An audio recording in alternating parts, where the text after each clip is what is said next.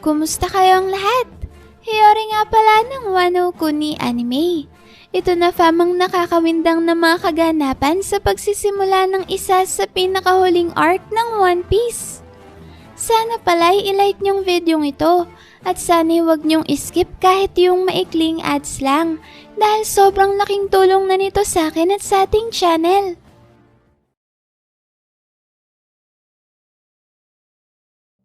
Sa pasimula nga ng chapter ay makikita natin ang pagpapatuloy ng malaking selebrasyon ng Straw Hats kasama ang Giant Warrior Pirates crew. Dito may kinwento ni na Oimo at Kashi kina Luffy na pagkatapos daw ng huli nilang pagkikita sa Water 7 ay nagdesisyon ng dalawa na magtungo sa isla ng Little Garden. Sa panahong yun daw kasi ay miss na ni na Oimo at Kashi ang kanilang mga kapitan na sina Dory at Brogy. Kaya minabuti nila na dumiretso na kaagad sa Little Garden upang bisitahin ang mga ito. Sumagot naman si Luffy at sinabing ganun daw pala ang ginawa ni na Oimo at Kashi. Sinabi din ito na natural lang naman daw ang kanilang naging aksyon, lalo na't 100 taon nang nakakalipas mula nung huli nilang nakita ang kanilang mga kapitan. Nagpatuloy naman sa pagkikwento sina Oimo at Kashi at sinabing pagdating daw nila sa Little Garden ay gulat na gulat sila nung makita nilang hindi pa din pala natatapos ang pagdedwelo ng kanilang mga kapitan. At ang mas nakakabigla pa daw dito ay hindi na gumagamit ng mga sandata sina Dory at Brogy sa kanilang pagtutuos at mismong mga kamuon na lang nila ang kanilang ginagamit sa kanilang laban. Hindi naman makapaniwala ang Straw Hats sa kwentong ito ni na Oimo at Kashi. Kaya napatanong ang mga ito kung paano daw ba nangyari na nauwi na lang sa suntukan ng duelo ng dalawang giant captains. Natawa naman sina Dory at Brogy at sinabing gano'n naman daw talaga ang mga sandata dahil dumadating ang panahon na kusa na lang nasisira ang mga ito. Habang nangyayari naman ang pag-uusap na yan fam, ay makikita din natin ang barko ng Giant Warrior Pirates na katabi ang Thousand Sunny na kasalukuyan pa ding naglalayag papuntang Elbaf. Nagmukha ngang maliit na bangka lamang ang barko ng Straw Hats dahil sa sobrang laki ng barko ng mga Giants. Sa sumunod na panel naman ay muling nagsalita si Kashi at tinanong ang Straw Hats kung sa tingin daw ba nila ay sasapat ang pawang mga suntok lamang para mapabagsak ng kanilang mga kapitan ng isa't isa. Bago naman makasagot ang Straw Hats, ay naunang magkomento ang ibang miyembro ng Giant Warrior Pirates at sinabing hindi daw sasapat ang suntok lamang, lalo na kung duelo hanggang sa kamatayan ng kanilang pinag-uusapan. Sunod namang nagsalita sina Dory at Brogy at sinabing sina Oimo at Kashi ang pansamantalang umawat sa kanilang pagdedwelo at kumumbunsi sa kanila na bumalik na muna sa Elbaf upang kumuha ng bagong sandata. At ang mga pangyayaring ito na nga din daw ang naging dahilan kung bakit muling nagkasama-sama ang mga dating miyembro ng kanilang crew at muling nabuo ang Giant Warrior Pirates. May napansin naman si Nami sa mga sinabi ng dalawang giant captains, kaya kinumpirma nito kung ang pagkuha daw ba nila ng bagong sandata sa Elbaf ay nangangahulugan na ipagpapatuloy pa din nila ang kanilang pakikipagduelo hanggang sa kamatayan. Nakangiti namang sumagot sina Dory at Brogy at sinabing tama nga ang pagkakaintindi na ito ni Nami. Hindi naman makapaniwala si Nami na hindi pa din pala natatapos ang pagdeduelo ng dalawa, lalo na't nagsimula lang naman ito sa malaaway bata na pagtatalo kung sino ba sa kanilang dalawa ang nakahuli ng mas malaking isda. Dahil nga sa pagkainis na ito ni Nami ay bigla na lang itong napainom ng alak. Kagad namang tinuliksa ni Usopp ang pagkadismaya ni Nami sa pagdeduelo ng mga giants. Dito ay tinanong pa nga ni Usopp si Nami kung hindi daw ba nito natutunan sa Little Garden na ang pagdeduelo ay isang sagradong kaugalian ng mga mandirigmang giants sa Elbaf. Kagad namang sinang-ayunan ni Luffy ang pagsaway na ito ni Usopp kay Nami, habang makikita naman natin si Sanji na napansin ang pagiging matapang ng iniinom nilang alak. Pinaliwanag naman ng isang giant na absinthe daw ang tawag sa alak na iniinom ngayon ng Straw Hats at ang espiritu daw ng alak na ito ay popular sa pangalang Green Fairy. Sinabi ng giant na ito na nakakapagdulot daw ng hallucination ng labis na pag-inom ng absinthe. Kaya pinaalalahanan nito ang Straw Hats na maghinay-hinay lang sila sa pag-inom. Kasabay naman ng pagpapaalala ng Giants ay makikita natin si Zoro na kasalukuyang sarap na sarap sa kanyang pag-inom. At pagkatapos nga nito ay nagpatuloy na sa kanilang engranding selebrasyon ng parehong pirate cruise ng Straw Hats at mga Giants. Dito ay pinagdiriwang ng dalawang grupo ang kanilang matagumpay na pagtakas mula sa malaking pwersa ng world government at marines. Makikita din nga natin dito si Luffy na masayang nagsasayaw habang may daladalang isang napakalaking tipak ng karne. Si Robin naman ay tahimik lang na kumakain habang nakangiting pinapanood si Luffy. Kasama din fam sa nagaganap na kasiyahan ng pagtugtog ni Brook ng gitara habang sinasabayan naman ito ng pagsayaw ng magkaakbay na sina Sanji at Usopp. Sumabay din naman ng pagsayaw sina Frankie at Chopper na sinamahan din ng iconic nitong super pose, habang sina Zoro at Jinbei naman ay tuloy lang sa pag-inom ng alak na sinasabayan ng kanilang malakas na paghalakhak. Sa gitna naman ng maingay na kasiyahan na yan fam, may makikita natin ang tahimik na pagdiriwang ng mag-amang sina Kuma at Bonnie. Dahil pagkatapos nga ng matagal na panahon nilang pagkakaiwalay ay muli na silang nagkasama. Dito ay masayang pinagmamasdan ng mag-ama ang mga ulap sa langit. Habang sinasabi naman ni Bonnie na sa wakas ay matutupad na nila ng kanyang amang matagal na nilang pinapangarap. At ang pangarap ngang ito ay ang magkasama nilang makita ang punto kung saan nagtatagpo ang karagatan at ang kalangitan na tinatawag na horizon. Habang sinasabi nga ito ni Bonnie ay makikita naman natin ang barko ng mga Giants at ng Straw Hats na naglalayag sa gitna ng karagatan sa ilalim ng malawak na langit. At mula naman sa malayo ay dinig na dinig pa din ang musika at malakas na tawanan na nagmumula sa masayang selebrasyon ng ating mga bida. Sa pagtatapos nga ng malamat na Egghead Arc ay ang pasimula naman ng bagong yugto ng kwento. At dito na nga fam pinakita sa atin ang isang matinding pangyayari na kinasasangkutan ng isa sa mga pirate crew na kabilang sa Straw Hat Grand Fleet na siyang ang pinangungunahan ng Emperor na si Monkey D. Luffy. Naganap ang pangyayaring ito isang buwan nang nakakaraan sa isang isla sa New World na tinatawag na Gartal Island. At malalaman natin dito fam nang nasabing isla pala ay nasa ilalim ng pangangalaga ng isa din sa mga Emperors of the Sea na si Red Hair Shanks. Ang teritoryong ito fam ay tahasang pinasok ng kapitan ng second ship ng Straw Hat Grand Fleet na si Bartolomeo at walang takot na sinunog ang bandila ng Red Hair Pirates na nakatayo sa gitna ng isla. Sinabi ng narrator ng kwento na may tuturing daw na isang malaking kalapastanganan ng ginawang ito ni Bartolomeo na siguradong magreresulta sa pagkadungis ng reputasyon ng Red Hair Pirates. Pagkatapos naman ng eksenang yan fam, may bumalik na sa kasalukuyan ng chapter kung saan makikita natin ngayon si Bartolomeo na nakaluhod sa harapan ni Shanks at ng kanyang mga Yonko commanders na sina Ben Beckman, Lucky Roo, Yasop at Hongo. Mapapansin natin dito fam na bukod nga sa nakatali ang kamay ni Bartolomeo, ay nakatayo din sa kanyang likuran ngayon ng mga miyembro ng kanyang crew. Dito ay sinabihan ni Shanks si Bartolomeo na maraming mga pirate crew at mga isla ang umaasa sa proteksyon na binibigay ng bandila ng Red Hair Pirates. Kaya naman kung basta-basta na lamang daw niya palalampasin ang kabastosang ginawa ni Bartolomeo, ay mawawala ng tiwala ang mga tao sa kanilang bandila. Sinabi dito ni Shanks na kung mangyayari daw ito, ay siguradong malalagay sa panganib ang kanyang mga kaalyado at mga kaibigan at sa dulo'y magiging target sila ng ibang mga pirata. Mabilis namang sumang-ayon si Bartolomeo sa mga naging pahayag na ito ni Shanks at sinabing tama nga daw ang lahat ng mga sinabi ng Emperor.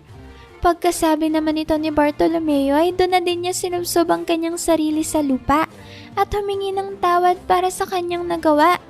Sinabi ni Bartolomeo na hindi niya daw naisip ang mga bagay na pinunto ngayon ni Shanks, kaya niya nagawa ang malaking pagkakamaling yun. Habang nangyayari naman ito may makikita din natin ang mga mamamayan ng Gartel na nakapalibot sa paligid ni Shanks at Bartolomeo at pinapanood ang lahat ng mga kaganapan dito. Hindi naman sinagot ni Shanks ang paghingi ng tawad ni Bartolomeo at nanatili lamang itong tahimik na may seryosong ekspresyon sa kanyang muka na tila ba pinapakita ang kanyang otoridad bilang isang emperor na nangangalaga sa isla. Sa puntong ito naman may makikita na natin ang malapitan si Bartolomeo kung saan kapansin-pansin nabugbog sarado na pala ang buong katawan nito at tatad ng dugo at mga sugat ang kanyang muka. Dito ay inabot ng Red Hair Pirate Commander na si Hongo kay Bartolomeo ang isang botelya na naglalaman ng nakakamatay na lason. Sinabi nito na bibigyan nila ng isang buwang palugit si Bartolomeo para mapainom ito kay Straw Hat Luffy. Dagdag pa ni Hongo, ang lasong ito ay magdudulot ng napakatinding sakit at sobrang pagdurugo sa sino mang iinom nito. At ang kasunod naman ng mabigat na pagdurusa ay ang tiyak na kamatayan ng biktima.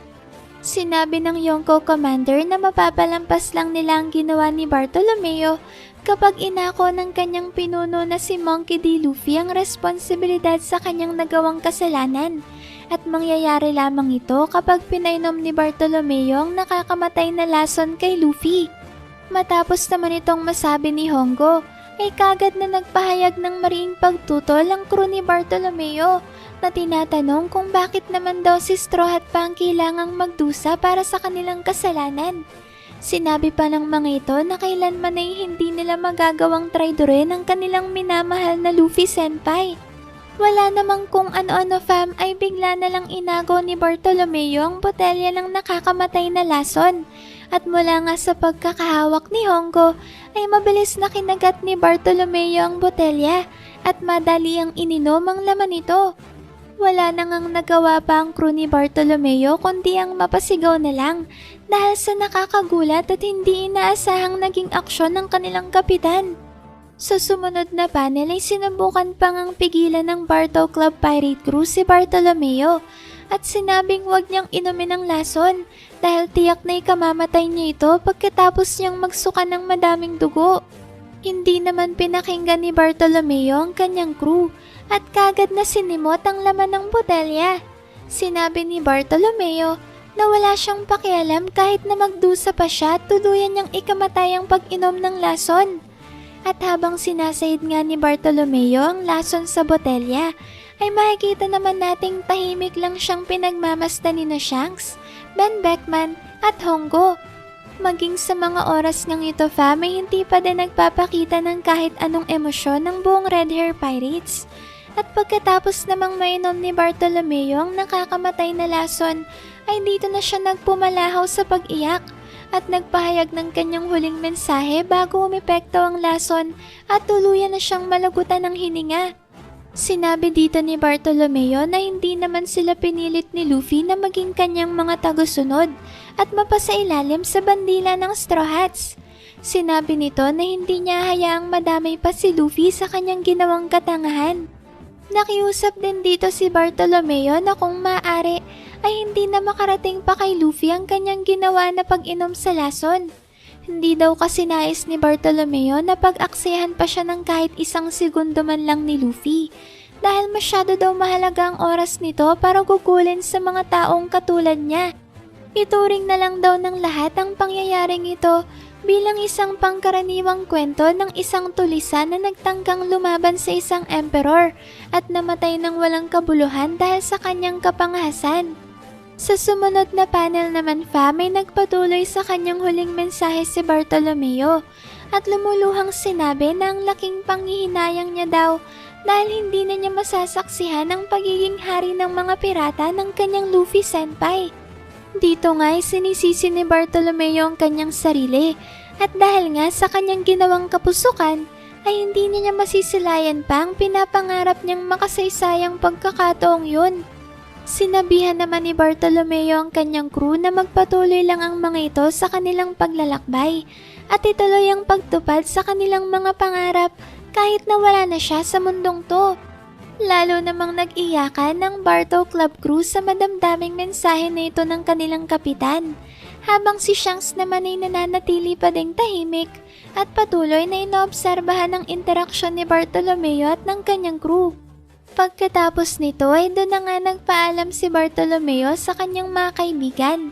At sa oras nga na inaasahan na nitong umepekto ang nakakamatay na lason, ay bigla na lamang siyang napadighay ng malakas.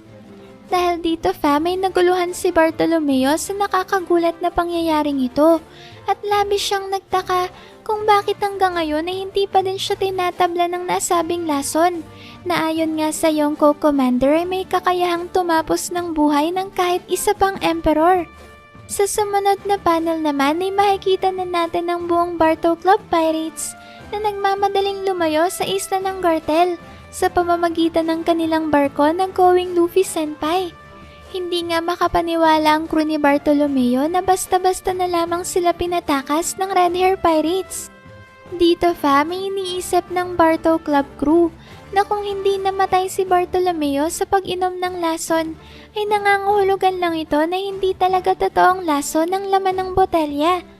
Ibig sabihin daw ay hindi talaga sinusubukan ng Red Hair Pirates na paslangin si Luffy, kung sakali man na sundin nila ang kanilang utos na ipainom ito sa kanya.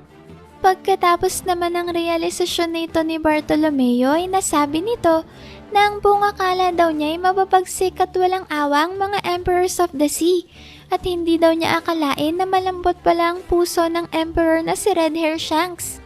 Sandali namang bumalik ang eksena sa Gartel Island kung saan makikita natin na tinatanong ni Ben Beckman si Shanks kung ano daw ba ang iningiti-ngiti ng kanyang kapitan.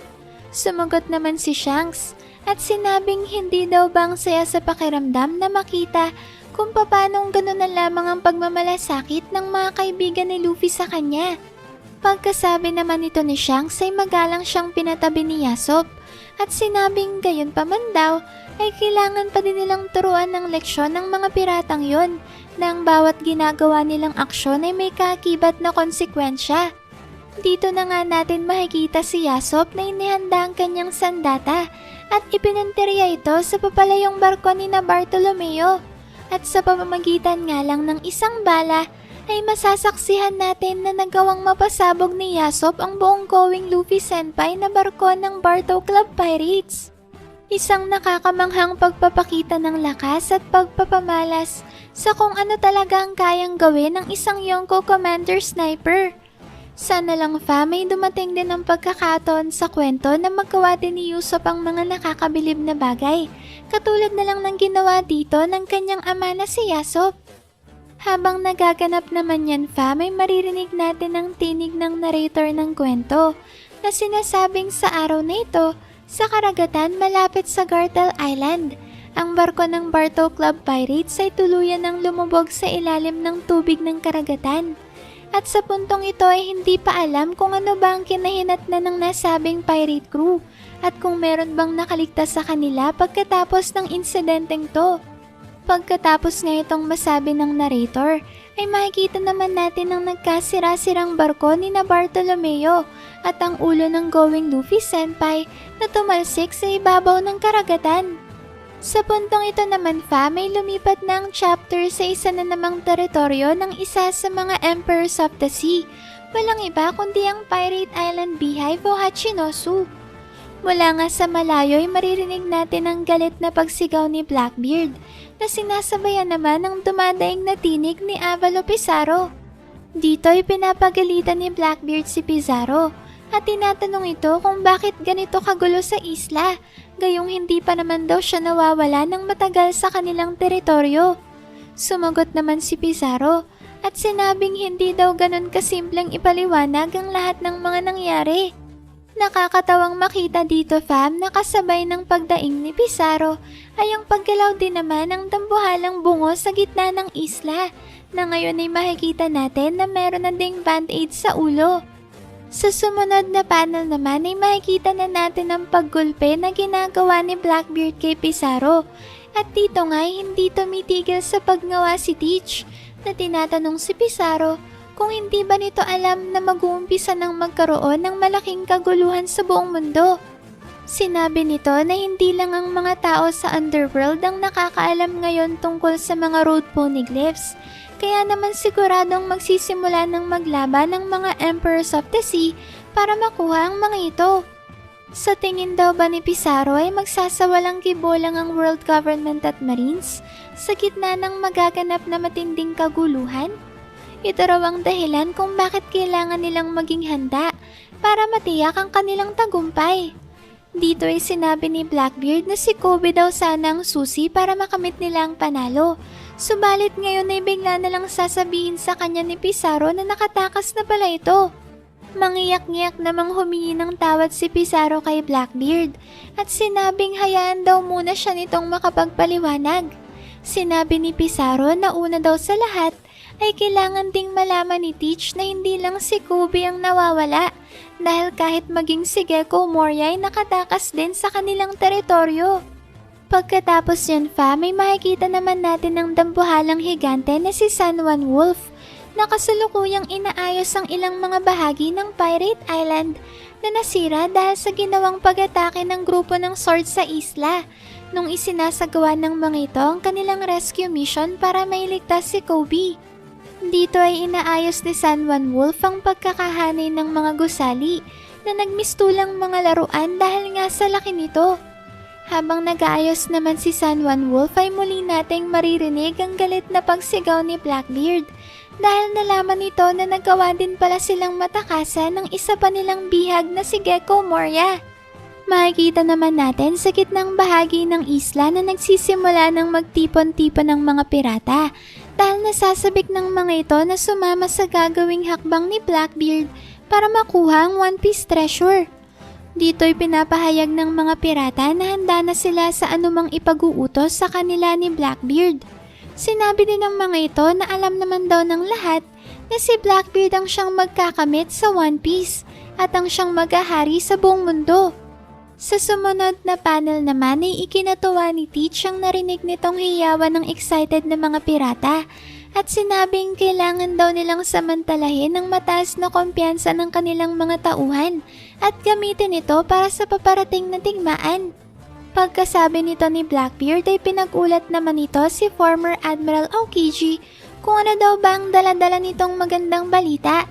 Sumagot naman si Aokiji at sinabing bagaman nakatakas si Kobe ay nahuli naman daw nila si Vice Admiral Garp. Napahalakhak naman sa sobrang saya si Blackbeard at pinuri ang nagawang ito ni Aokiji. Nagsalita naman si Pizarro at sinabihan ng kanilang kapitan na hindi ba't ang pagkahuli nila kay Garp ay may tuturing na upgrade dahil si Kobe isa lamang hamak na Marine Captain at si Garp ay isa namang Vice Admiral ng Marines. Mapapansin naman natin na maliban sa unang mga nabanggit ay present din sa pagpupulong na ito ng Blackbeard Pirates ang mga Titanic Captains si Sina Burgess na kapitan ng first ship, Shiryu na kapitan ng second ship, Vasco Shot na kapitan ng 8th ship, at Dokyu na kapitan ng 9th ship. Samantalang ang kapitan naman ng 3rd, 5th, at 6th ship na sina Van Ogre, Lafitte, at Katarina Devon ay wala sa Hachinosu at kasalukuyang gumaganap ng kanilang misyon. Sa pagpapatuloy naman ng chapter ay nagbalik sa alaala ni Aokiji ang naging dikdikang laban nila ng kanyang dating guro na si Garp. Sinabi dito ni Aokiji na ang buong akala niya daw ay natuluyan na niyang tapusin ang buhay ni Garp. Kaya naman laking gulat niya nang malaman niyang nakaligtas pa palang tinaguri ang Hero of Marines. Pinuri naman ni Blackbeard ang ginawang pagpapabagsak ni Aokiji kay Garp at sinabing tunay nga daw nakahanga-hanga ang ginawang ito ni Aokiji na pagpapataob sa isang alamat at tanging si Kuzan nga lang daw ang may kakayahang makagawa nito. Sumagot naman ang dating Marine Admiral at sinabing kinailangan daw nilang mga Titanic Captains na pagtulungan si Garp at kahit nga daw sabay-sabay na nila itong inatake ay bahagya na silang manalo. Habang nagaganap naman ang usapan na yan may makikita natin si Garp na napupuluputan ng malalaking kadena at nababalutan ng matinding pinsala ang buong katawan. Sa sumunod na panel naman ay nagsalita si Burgess at sinabing mukhang ang ihip daw ng kapalaran ay nagsisimula ng pumabor sa kanila. Sumagot naman si Blackbeard at sinabing higit daw sa lahat ay nasa kamay na nila ngayon ang miyembro ng Three-Eyed Tribe na anak ni Big Mom na si Charlotte Pudding. Makikita naman natin na literal ngang nasa kamay ni Teach si Pudding dahil kasalukuyang hawak-hawak ng malaking kamay ni Teach ang katawan ng dalaga. Napasigaw naman si Pudding sa biglaang paghablot sa kanya ni Blackbeard at ngayon ay nangingilid ang luha sa kanyang mga mata dahil wala siyang magawa sa sitwasyon niyang to. Sa dulo naman yan may ipinakonekta ni Blackbeard si Lafitte sa Dandan Mushi upang matawagan ito. At pagkatapos niyan ay makikita natin si Lafitte na kasalukuyang binabantayan ng mga kaganapan sa headquarters ng shipping company ni Yumit na isa sa mga emperors of the underworld katulad ni Big News Morgans at Stassi. Dito ay sinagot ni Lafitte ang tawag na kaagad namang tinanong ni Blackbeard kung ano daw ba ang pinaplano ng Revolutionary Army. Sumagot naman si Lafitte at sinabing tila ba'y naatake ng mga ito ang mga barko na naghahatid ng pagkain sa Marijua. Habang sinasabi naman ito ni Lafitte ay makikita natin ang pagsabog ng mga cargo ships at ang unti-unting paglubog ng mga ito sa dagat. Dito ay iniulat ni Lafitte kay Teach na mukhang ang ginagawang opensiba na ito ng Revolutionary Army para putulin ang supply ng pagkain sa Marijua ay mas lalo pang nagiging agresibo. Kahit nga daw ang bondola na siyang nagsisilbing elevator at tanging paraan para makapag-akyat ng pagkain mula Redport papunta sa Holy Land ay palagi na lang daw nasisira. Ang matindi pa daw dyan ay ang pagsabotahe ng Revolutionary Army sa mga barko na nagdadala ng supply ng pagkain sa Redport. At kung makalusot man daw ang kahit isang barko dito sa tulong ng Marines, ay hindi pa din ito makakarating sa taas ng Red Line sa Marijua. Dahil sa oras na iaakyat na ito ng bondola, ay sakto naman itong biglang masisira. Sinabi dito ni Lafitte na kung magpapatuloy daw ang ganitong sitwasyon, ay hindi malayong tuluyan nang magkaroon ng matinding taggutom sa Marijua. Isang bagay na hindi inaasahang mangyari kailanman sa buong kasaysayan ng mundo. Pagkasabi nito ni Lafitte ay sinabihan naman siya ni Blackbeard na hindi ito ang panahon para mag-enjoy na lamang sa panonood. At dito na nga inatasan ni Blackbeard si Lafitte na umpisahan na nito ang mga preparasyon na kailangan nilang may sagawa sa lalong madaling panahon. Sumagot naman si Lafitte at sinabing sinisimula na nga daw niyang gawin ang paghahanda sa unang bahagi ng kanilang plano. Pagkatapos yan may lumipat naman ulit ang chapter sa Pirate Island kung saan makikita natin ang isa sa mga barko ng Blackbeard Pirates na papalapit na sa isla. Malalaman natin dito na sina Van Ogre at Katarina Devon pala ang sakay ng barko at mukhang nagbabalik na sila sa Hachinosu mula sa kanilang sinagawang misyon sa Egghead Island. Hanggang ngayon hindi pa din nililinaw sa atin ni Oda kung ano ba talaga ang ginawa ng dalawang Titanic captains na to sa Egghead. Lalo na at mukhang wala namang napansin ng mga Vegapunk clones na mahalagang bagay na nawawala sa isla. Siyempre, bukod pa dito ang ginawang pagkopya ni Katarina Devon sa anyo ni Saint Saturn na mukhang mawawala na din ng silbi dahil tinapos na nga ni Imsama ang buhay nito. Sa pagpapatuloy naman ng chapter ay sinabihan na nga ni Katarina Devon si Avalo Pizarro na kunin sila nito sa pamamagitan ng kanyang Devil Fruit ability na gawing bahagi ng kanyang katawan ng mismong isla ng Hachinosu. Kaagad namang nagreklamo si Pizarro at sinabing hindi daw madali para sa kanya na kunin sina Devon mula sa baybayin ng Pirate Island. At ito nga ay dahil hanggang ngayon ay hindi pa din gumagaling ang mga pinsala na kanyang tinamo mula sa pakikipaglaban sa persa ng sword at lalong-lalo na sa Honesty Impact na finishing move na pinakawalan sa kanya ni Kobe. Sa kabila naman ng pagrereklamo ni Pizarro, ay kinuha pa din niya ang barko ni Van Ogre mula sa baybayin ng Pirate Island. At dito ay makikita natin na mangyak-ngyak na sa takot si Caribou sa pag-aakalang isang malaking halimaw ang kumukuha sa sinasakyan niyang barko. Dahil dito may nagmakaawa si Caribou kina Van Ogre at Devon na iligtas siya ng mga ito mula sa higanteng halimaw.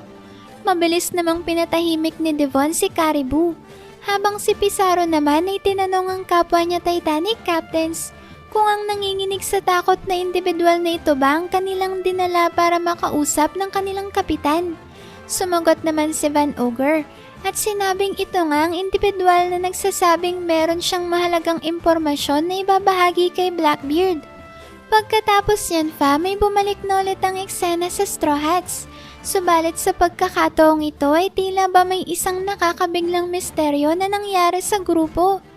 Dito ay maririnig natin ang tinig ng narrator ng kwento na sinasabing 2 araw na ang lumipas mula nung nilisan ng Giant Warrior Pirates at Straw Hats ang isla ng Egghead.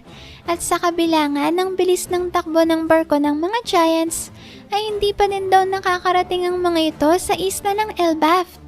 Sa parehong eksena naman may makikita natin na bagaman wala pa ang grupo sa Elbaf ay kapansin-pansin ng mga naglalakihang isda na lumalangoy sa paligid ng Giant Warrior Pirate Ship na Eric. Nagpatuloy naman sa pagsasalita ang narrator na tinatanong kung ano daw kaya ang dahilan at bakit hanggang ngayon ay hindi pa din nakakarating ang grupo sa Elbaf. Pagkatapos yan may makikita naman natin ang 2 giant captains sa sina Dory at Brogy na nagsisimula ng mataranta dahil hindi nila alam kung saan napunta ang ibang Straw Hats at ang kanilang barko at bakit bigla na lang nawala ang mga ito sa gitna ng karagatan. Iniisip pa nga ng 2 na maaari daw kayang nakatulog sila sa sobrang kalasingan kaya hindi na nila namalayan kung anong nangyari sa kanilang mga kasama. Sa sumunod na panel naman ay nagpatuloy sa pagpapanik ang mga Giants at sinabing kailangan daw nilang matagpuan ng ibang Straw Hats pati na ang barko ng mga ito dahil hindi sila pwedeng bumalik sa Elbaf nang hindi kasama ang mga ito. Sa gitna naman ng pagkataranta ng Giants at ng mga natitirang Straw Hats ay biglang may naisip si Robin na sinasabing posible daw ba nang inuyanan ng isda ang kanilang barko? Kagad namang sinaway ni Frankie ang teorya na ito ni Robin at sinabihan ito na tumigil na sa pagbibiro dahil totoo nga daw na malaki ang mga isda sa karagatang yon kaya hindi imposible na mangyari nga ang kanyang sinabi. Base naman sa eksenang to may mukhang sina Luffy, Zoro, Nami, Usopp, Sanji at Chopper ang siyang mga Straw Hats na nawawala kasama ng Sunny. Samantalang sina Robin, Frankie, Brook at Jinbei naman ang naiwan sa barko ng mga Giants at kasalukuyang naghahanap sa kanilang mga kapwa Straw Hats. Pagkatapos naman yan may bigla na lang lumipat ang tagpo sa isang misteryosong silid kung saan sa gitna ng kadiliman ay may bigla na lang tumawag sa pangalan ni Nami at ginigising ito. Mabilis namang nagising sa kanyang pagkakahimbing si Nami at sinabing mukhang napadami daw ang kanyang nainom na alak kaya nakatulog siya sa labis na kalasingan. Sa sumunod na panel naman may makikita na nga natin ang kakaibang silid na kinaroroonan ni Nami. At bukod pa nga dito ay kapansin-pansin din na nagbago na ang kasuotan nito. Siguro katulad ng mga nakaraang arcs ay ito na ang magiging outfit ni Nami sa buong Elbaf arc. Subalit ang tanong lang natin ngayon ay paano kaya napunta sa silid na ito si Nami at sinong nagpalit ng kanyang damit? Tsaka bakit kaya si Nami lang ang makikita natin dito? Nasaan na nga kaya ang iba pang nawawalang Straw Hats na sina Luffy, Zoro, Usopp, Sanji at Chopper? Grabe, umpisa pa lang to ng Elbaf arc pero sunod-sunod na ang mga matitinding pasabog at malalaking misteryo na kagad ang pinakawalan sa atin ni Oda. Pero alam niyo kagad na ngang madudugtungan ng napakalupit na hype at excitement na yan dahil andito na ang mga pasilip natin para sa paparating na chapter 1127. Sa umpisa nga ng latest chapter ay malalaman natin na ang silid pala na kinaroroonan ngayon ni Nami ay bahagi pala ng isang kastilyo na matatagpuan sa Elbaf. Sadyang kakaiba ang kastilyo na to dahil ang lahat ng bagay dito ay gawa sa mga piraso ng Lego blocks at kahit nga ang mga halaman dito ay binubuo din ng Lego, pati na din syempre ang mismong kastilyo. Dito nga may sinubukan ni Nami na maglakad-lakad upang hanapin ang kanyang mga kapwa Straw Hats.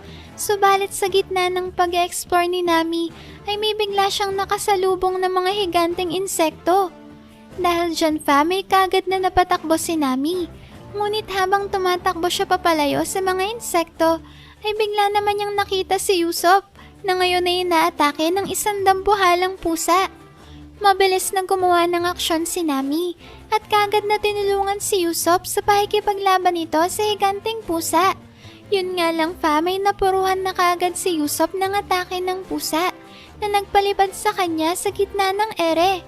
Dahil nga dyan fam, ay madaling na corner ng dambuhalang pusa si Nami at Usopp at tila ba ito ng katapusan ng dalawa. Mabuti na lang at saktong dumating sina Luffy, Zoro at Sanji na nagsagawa ng isang combination attack na mabilis namang nakapagpabagsak sa higanteng pusa. Sa pagtatapos nga ng chapter ay makikita na natin ngayon sina Luffy, Zoro, Nami, Usopp at Sanji na muling nagkasama-sama pagkatapos ng misteryoso nilang pagkawala sa gitna ng karagatan kasama ng kanilang barko. Mapapansin din natin dito fam na katulad ni Nami ay nakadamit na din ng pang-Viking sina Luffy. Pero kung nasa Elbaf na pala talaga ngayon ng ibang Straw Hats, sino naman kaya ang nagdala sa kanila dito? At bakit walang alam dito ang Giant Warrior Pirates? Tsaka bakit kaya kinailangan pang sunduin ni Dory at Brogy sina Luffy sa Egghead at hindi na lang nila ito hinintay dumating sa Elbaf? Meron kayang suliranin ng Elbaf na kagaya ng diktadorya ni Kaido at Orochi sa Wano? Grabe fam, kahit sa simula pa lang ng Elbaf arc ay talaga namang pinununagad ni Oda ng misteryo at sorpresa ang mga kaganapan. Kayo na rin fam ang bahalang mag-comment dyan sa baba kung anong masasabi nyo sa chapter na to. Maraming salamat sa solid at walang sawa niyong pagsuporta sa ating channel. Sana'y palagi kayong ligtas at nasa mabuting kalagayan. Mag-ingat kayo palagi. See you on our next video and stay good fam!